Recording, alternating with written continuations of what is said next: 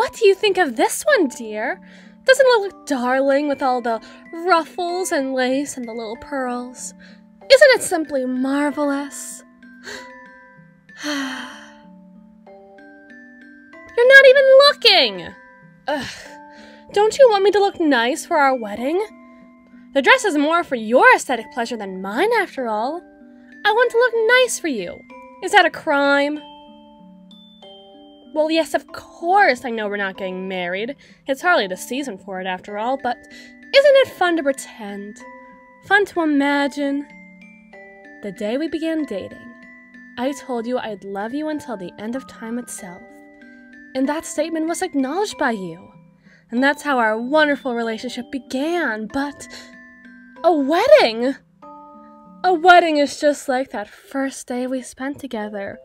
But the whole world gets to hear me say those same words. That I'll love you forever and for always. And that you too love me forever and always. Marriage has nothing on our bond, truly. The only thing it really does is make it official in the court of law, but isn't that beautiful in its own way? Right now, the world could split us at the seams, and it would be a tragedy, of course, but what would be lost in the eye of the state in which we live? Two young, perhaps even star-crossed lovers. But we're not Romeo and Juliet, or Bonnie and Clyde. Not yet, anyhow. However, if we were married, at least there might be the slightest hint of stigma about splitting us apart. Marriage is hardly the sacred thing it once was, when the bonding of the two of your immortal souls in a drunken night of splendor is a trope, albeit a joke one, but still provides a level of sanctity that's so respected by our society. I mean, that's why gay marriage rights is so important. It grants people the same level of respect and reverence and privilege that your standard straight couple could receive. And I'm framing this as a privilege, not just because gay marriage isn't legal everywhere in the world, but the fact that in America, disabled people can lose their disability benefits if they ever chose to get married, which is supposed to supplement their income, as it can be difficult or near impossible for some individuals to maintain or work jobs that can't sustain them.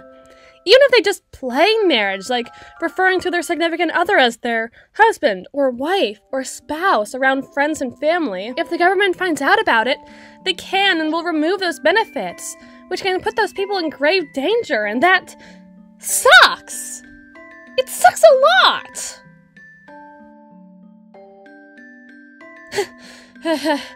Sorry, I went on a little rant there.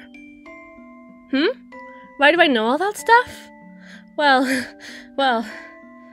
this is a little embarrassing, but I, just love love.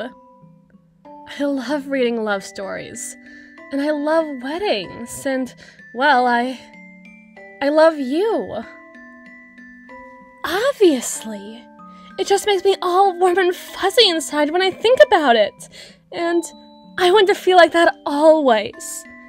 And as long as I'm with you, I'll always feel like that. What do you think of this one? It looks a little too plain and sleek and modern. If it wasn't white, I'm sure you'd think this was just your basic party dress or something like that. It's just so drab.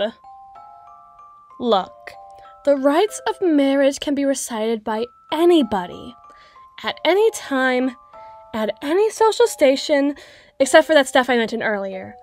But a wedding is a wedding! It's supposed to be a big, fantastic celebration of your love with your friends and family.